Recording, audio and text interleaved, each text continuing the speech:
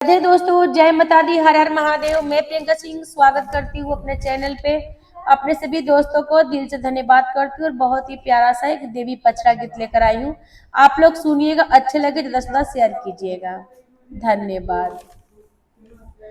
सोवत मालिया जगावेली मलिनिया हो कि उठ मालिना। सोवत मालिया जगावेली मलिनिया हो कि उठ मालिना। मैया आइली फूलवरिया हो कि उठ मालिना। मैया आइली फूलवरिया हो कि उठ मालिना। सोवत मालिया झझा की उठी बैठे हो कि धाई धाई लेना। सोवत मालिया झझा की उठी बैठे हो कि धाई धाई लेना। दुर्गा माई के चरनिया हो कि धाई धाई लेना। देवी माई के चरनिया हो कि धाई धाई लेना। होला पाकी धाई लेना। सातो बहिनी के चरनिया होला पाकी धाई लेना। कवना कसूर हम कईनी मोरे मैया हो सबेरे होते ना। कवना कसूर हम कईनी मोरे मैया हो सबेरे होते ना। अइलू हमर फूलवरिया हो सबेरे होते ना। आइलू हमार फूलवरिया हो सबेरे होते ना। बेला चमेली बेला लगवल माली चमेली लगवल हो कि ओढ़ाउल फूलवाना।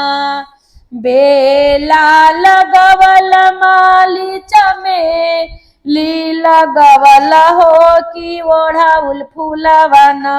माली काहे ना लगवल हो कि ओढ़ाउल फूलवाना। माली काहे ना लगवल हो कि ओढ़ाउल फूलवाना। माली आजू के रातिया बकासा मोर मैया हो कि लाई देबो ना। आजू के रातिया बकासा मोर मैया हो कि ओढ़ाउलाई बोना। मैया हो ता सबेरावा हो कि ओढ़ाउलाई बोना। ओढ़ाउला देख मैया लागी मुँह से काई हो पहिरे लागिना।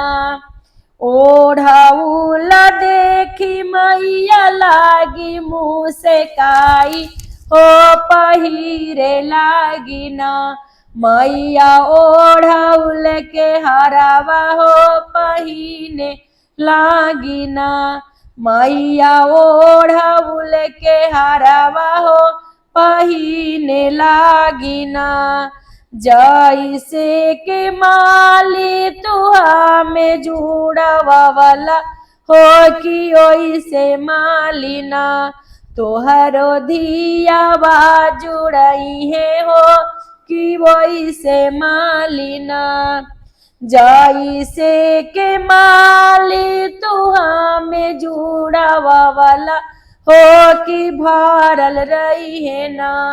मालिन तोहरो भंडारावा हो कि भरल रही है ना। सोवत मालिया जगावेली मलिनिया हो कि उठा मालिना। मैया आइली फूलवरिया हो कि उठ मालिना। मैया आइली फूलवरिया हो कि उठ मालिना। धन्यवाद दोस्तों।